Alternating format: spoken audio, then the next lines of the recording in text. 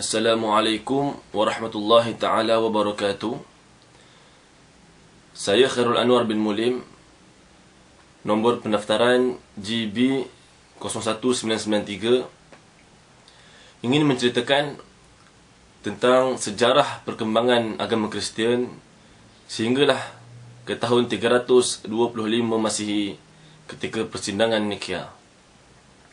Agama Kristian berkisar tentang perjalanan Nabi Isa AS atau Jesus Christ. Maka apabila kita berbicara tentang sejarah agama Kristian, kita sebenarnya menyentuh mengenai perjalanan hidup Jesus Christ. Oleh demikian, maka sejarah agama Kristian terbahagi kepada 3 era. Yang pertama, era sebelum kehadiran Jesus Christ. Yang kedua, era sewaktu kehadiran Jesus Christ. Dan yang ketiga, era selepas kehadiran Jesus Christ. Yang pertama, iaitu era sebelum kehadiran Jesus Christ. Oleh kerana Jesus Christ dikatakan berketurunan Yahudi dan telah dihantar oleh Tuhan khusus untuk kaumnya, maka era sebelum kehadiran Jesus adalah era yang mengisahkan tentang kaumnya. Kaum Yahudi adalah pengikut Nabi Musa AS yang diturunkan kitab Taurat kepadanya. Kitab Taurat mengandungi hukum hakam dan syariat Nabi Musa AS yang diperintahkan Tuhan kepada Bani Israel. Oleh kerana jarak waktu di antara Nabi Musa AS dan Jesus Christ melebihi ribuan tahun, maka tidak heranlah jika sepanjang tempoh itu berlakunya penyelewengan dan korupsi terhadap hukum Taurat oleh Bani Israel. Berikutan penyelewengan dan korupsi yang berlaku itu, kemungkaran, kemaksiatan, kelalaian dan kejahilan kian berleluasa di dalam masyarakat Bani Israel. Bani Israel ketika itu bebas mengingkari perintah Tuhan. Mereka telah jauh menyimpang daripada perintah Tuhan. Berlatar belakang persekitaran kemungkaran inilah Nabi Isa AS atau Jesus Christ telah diturunkan oleh Tuhan kepada Bani Israel untuk mengembalikan mereka ke jalan yang benar. Era yang kedua disebut sebagai era ketika kehadiran Jesus Christ. Jesus Christ telah dilahirkan di Palestin. Ibu beliau bernama Siti Maryam yang merupakan seorang anak dara ketika itu. Mengikut Alkitab, nubuah atau kerasulan Jesus Christ bermula ketika beliau berumur 30 tahun. Beliau dikatakan gigih berkhutbah dan berceramah di rumah ibadah kaum Yahudi, sama ada di kuil ataupun di sinagog. Khutbah-khutbah beliau pada ketika itu banyak mengajak kaum Yahudi agar kembali kepada cara hidup dan ajaran yang dibawa oleh Nabi Musa AS. Seruan beliau itu diterima baik oleh kaumnya yang selama ini tidak senang dengan gelagat para ulama Yahudi yang telah menyeleweng dan menyimpang jauh dari ajaran Nabi Musa AS. Seruan beliau itu tidak diterima baik oleh kaumnya.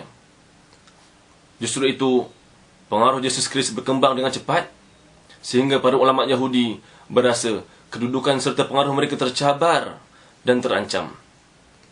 Mereka tidak dapat menghalau Jesus Christ daripada berkhutbah dalam sinagog kerana apa yang disampaikan oleh beliau adalah berpandukan kepada ajaran agama Yahudi. Lalu, secara diam-diam, para ulama Yahudi telah mengatur langkah untuk menghapuskan Jesus Christ. Oleh kerana para ulama Yahudi tidak ada kuasa untuk menangkap, mendakwa dan menjatuhkan hukuman bunuh ke atas Jesus Christ, maka mereka telah mempengaruhi pihak berkuasa Rom yang memerintah jajahan Palestin ketika itu untuk menangkap Jesus Christ dengan alasan bahawa Jesus Christ adalah seorang aktivis yang berbahaya di kalangan kaumnya. Pihak berkuasa Rom yang amat prihatin dengan kestabilan tanah jajahan mereka telah berjaya diperdaya oleh hasutan pada ulama Yahudi kerana takut akan adanya rampasan kuasa jika pengaruh Jesus Christ semakin merebak. Lanjutan daripada itu, pihak berkuasa telah berusaha untuk menangkap Jesus Christ. Mengikut catatan gereja, Jesus Christ telah berjaya ditangkap oleh pihak berkuasa Rom pada tengah malam Jumaat tahun ketiga kerasulan beliau. Akibat daripada penangkapan itu, Jesus Christ dikatakan jatuhkan hukuman bunuh, iaitu mati, disalib pada petang Jumaat. Peristiwa ini dirayakan oleh penganut Kristian sebagai hari Good Friday. Orang Kristian juga percaya bahawa Yesus Kristus telah dihidupkan semula oleh Tuhan pada hari Ahad berikutnya. Hari kebangkitan Yesus ini disambut oleh penganut Kristian sebagai Easter Day. 40 hari kemudian, Yesus dikatakan telah diangkat naik ke langit, sehingga hari ini Yesus dikatakan sedang berada di sebelah tangan kanan Tuhannya. Beliau dikatakan juga akan datang kembali di akhir zaman. Sementara itu, pengikut beliau menunggu kepulangan beliau dengan penuh setia. Mereka beranggapan bahawa akhir zaman yang dijanjikan oleh Yesus Kristus amat semakin hampir. Dan yang ketiga ialah era selepas ketiadaan Yesus Kristus. Selepas berjaya memisahkan Yesus Kristus daripada pengikutnya, para ulama Yahudi menumpukan pula usaha mereka terhadap pembasmian para pengikut Yesus. Salah seorang ulama Yahudi yang paling taksub memerangi Yesus dan pengikutnya ialah Saul ataupun Paul. Paul merupakan orang yang paling diguruni kerana kekejaman yang melampau terhadap para pengikut ajaran Yesus. Namun begitu, 7 tahun selepas ketiadaan Yesus, Paul tiba-tiba bertukar kem dengan menyertai gerakan ajaran Yesus. Pada mulanya, penyertaan Paul diragui ramai. Bagaimanapun, beliau turut diajak oleh seorang murid Yesus yang bernama Barnabas untuk menyertai rombongan dakwah. Setelah berdakwah beberapa ketika, Paul menjadi terkenal dan semakin diterima ramai. Paul memanfaatkan kesempatan ini dengan sepenuhnya untuk menyampaikan suatu ajaran yang mengejutkan. Tiba-tiba, Paul mendakwa bahawa Yesus ialah anak Tuhan yang mati untuk menebus dosa semua manusia. Paul juga mengajar bahawa semua manusia telah mewarisi dosa daripada manusia pertama, iaitu Adam. Mengikut Paul lagi, sesiapa yang percaya kepada ketuhanan Yesus dan kepada kerja Yesus menebus dosa akan mendapat jalan keselamatan di dunia dan di akhirat. Ajaran Paul inilah yang menjadi asas kepercayaan agama Kristian. Semenjak itu, sesiapa yang mengikut iktikad Paul dikenali sebagai orang-orang Kristian. Saranan Paul mendapat tentangan yang hebat daripada pengikut ajaran Yesus. Barnabas terus memutuskan hubungan dengan Paul kerana Yesus tidak pernah mengajar sedemikian. Apabila para pengikut ajaran Yesus menolak ajaran Kristian, Paul mengalih pula dakwahnya kepada golongan Yahudi yang membenci Yesus. Bagaimanapun, beliau gagal lagi kerana agama Yahudi ialah agama tauhid dan tidak menerima konsep dosa warisan. Akhirnya, Paul terpaksa menjaja ajarannya kepada orang-orang musyrikin. Untuk tujuan tersebut, Paul menghalalkan semua makanan serta menghapuskan syarat berhatan, sekaligus mengenepikan ajaran Taurat. Taktik Paul itu berjaya menarik ramai orang-orang yang bukan berketurunan Israel, sehingga melebihi jumlah pengikut ajaran Yesus. Secara tidak langsung, pengaruh ajaran Paul tersebar dengan pesat kerana jumlah penganutnya yang ramai dan meluas berbanding jumlah penganut Yahudi dan gerakan Yesus. Pengikut ajaran Paul, atau lebih dikenali sebagai penganut Kristian, bertemu secara berjemaah. Jemaah-jemaah ini kemudian dikenali sebagai gereja.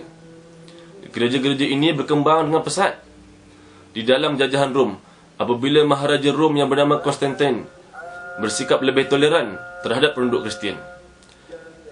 Dan akhirnya, pada tahun 325 Masihi, sifat Yesus dan sifat ketuhanan hangat dipersoalkan, iaitu di kalangan pemimpin gereja.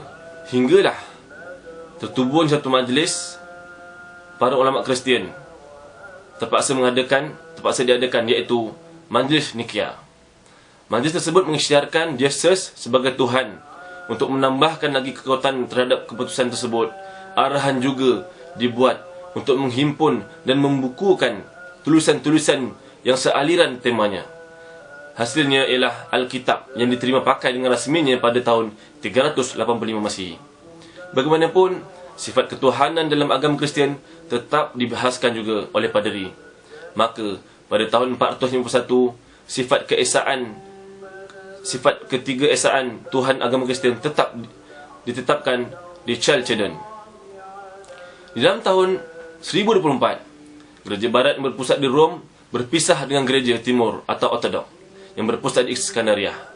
Puncanya ialah percanggahan pendapat tentang Tuhan Ruhul Kudus. Sebenarnya gereja Ortodoks sudah lama tidak senang dengan sistem gereja barat. Perpecahan gereja yang kedua berlaku di dalam tahun 1500 apabila seorang pendiri Jerman yang bernama Martin Luther memprotes kerenah gereja di Rom yang mengaitkan kutipan pembiayaan pembesaran gereja Rom dengan penebusan dosa. Akibat protes tersebut, maka tertubuhlah gereja Protestan yang menganggap gereja Roman Katolik sebagai sesat. Tak lama kemudian, gereja di England pula berpisah dengan gereja Rom, lalu menubuhkan gereja Anglikan. Lanjutan daripada itu, bercambahlah ratusan gereja-gereja Protestan seperti gereja Baptis, Methodist, Sidang Injil Borneo dan sebagainya. Manakala gereja Katolik pula hanyalah satu. Dan akhirnya, kebanyakan penganut Kristian kini telah berjumlah melebihi 2 bilion yang merupakan pengikut Protestan.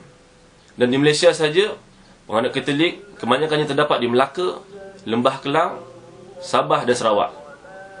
Umum ketahui, suatu usaha untuk menyatukan gereja-gereja di dunia telah bermula di tahun-tahun akhir sebelum Alaf Baru. Semangat Alaf Baru yang didorong oleh harapan kedatangan kembali Yesus Kristus mengeratkan lagi kerjasama antara gereja-gereja di dunia. Sehubungan dengan itu, kerjasama menyembar ajaran Kristian dipertingkatkan dengan hebatnya di seluruh dunia agar mereka tidak mengecewakan Yesus Kristus kalau beliau muncul dengan tiba-tiba. Akhir sekali, Assalamualaikum warahmatullahi taala wabarakatuh.